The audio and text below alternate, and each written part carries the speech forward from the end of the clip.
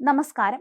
രാഹുൽ മാങ്കൂട്ടത്തിൽ MLAയുമായി ബന്ധപ്പെട്ട ലൈംഗിക പീഡന കേസിലെ അതിജീവിതയെ സൈബർ ഇടത്തിൽ അധിക്ഷേപിച്ചെന്ന പരാതിയിൽ രാഹുൽ ഈശ്വർ ഇന്നലെയാണ് അറസ്റ്റിലായത്. തിരുവനന്തപുരം AR ക്യാമ്പിൽ നടന്ന വിശദമായ ചോദ്യം ചെയ്യലിന് ശേഷം തൈക്കാട് സൈബർ സ്റ്റേഷനിൽ എത്തിച്ച ശേഷമാണ് സൈബർ പോലീസ് രാഹുലിന്റെ അറസ്റ്റ് രേഖപ്പെടുത്തിയത്. അതേസമയം രാഹുലിനെ ചോദ്യം ചെയ്തതിന് ശേഷം പോലീസ് ജാമ്യമില്ലാ വകുപ്പ് ചുമത്തിയിട്ടുണ്ട്. ഇന്ന് രാവിലെ മജിസ്ട്രേറ്റ് കോടതിയിൽ ഹാജരാക്കുമെന്ന് അന്വേഷണ സംഘം അറിയിച്ചിരുന്നു.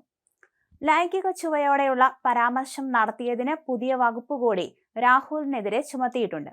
ഇതോടെ ഇന്നലെ രാഹുൽ ഈശ്വർ പോലീസ് സ്റ്റേഷനിൽ തുടർന്നു. കേസിൽ KPCC general secretary Sandeep Warrier 4ാം പ്രതിയാണ്. മഹിളാ കോൺഗ്രസ് പത്തനംതിട്ട ജില്ലാ സെക്രട്ടറി രഞ്ജിത പുളിക്കലിനെ 2 കേസുകളിൽ പ്രതി ചേർത്തിട്ടുണ്ട്. ഇന്നലെ വൈകുന്നേരത്തോടെയാണ് രാഹുൽ ഈശ്വറെ പോലീസ് ചോദ്യം ചെയ്യാനായി വിളിപ്പിച്ചത്. പിന്നീട് AR ക്യാമ്പിൽ വെച്ച് വിശദമായി ചോദ്യം ചെയ്യുകയായിരുന്നു. രാഹുൽ ഈശ്വർ ഉൾപ്പെടെ 4 പേരുടെ URL ഐഡികളാണ് പരാതിക്കാരി സമർപ്പിച്ചത്. ഇത് പരിശോധിച്ചതിന് ശേഷമാണ് പോലീസ് തുടർ നടപടികളിലേക്ക് കടന്നത്. കോൺഗ്രസ് നേതാവായ സന്ദീപ് വാര്യരുടെയും 2 വനിതകളുടെയും അടക്കം URL ഉൾപ്പെടെ നൽകിയ പരാതിയിലാണ് പോലീസിന്റെ നിർണായക നീക്കം. യുവതി നൽകിയ പരാതിയിൽ രാഹുൽ ഈശ്വറിനോട് ചോദ്യം ചെയ്യലിന് ഹാജരാകണമെന്ന് ആവശ്യപ്പെട്ട് വൈകിട്ട് സൈബർ പോലീസ് വീട്ടിലെത്തി നോട്ടീസ് നൽകിയിരുന്നു. ഇത് പ്രകാരം സ്വന്തം വാഹനത്തിൽ ഭാര്യയ്ക്കൊപ്പമാണ് രാഹുൽ AR ക്യാമ്പിലെത്തിയത്. തുടർന്ന് രാഹുലിനെ പോലീസ് കസ്റ്റഡിയിലെടുക്കുകയായിരുന്നു. കൂടാതെ യൂട്യൂബ് ചാനലിൽ വീഡിയോ പോസ്റ്റ് ചെയ്ത ലാപ്ടോപ്പ് പോലീസ് കസ്റ്റഡിയിലെടുത്തു. മൊബൈൽ ഫോണും കസ്റ്റഡിയിൽ എടുത്തിരുന്നു. ഇതിൽ പ്രാഥമിക പരിശോധന നടത്തിയ ശേഷമാണ് രാഹുലിനെ അറസ്റ്റ് ചെയ്തിരിക്കുന്നത്.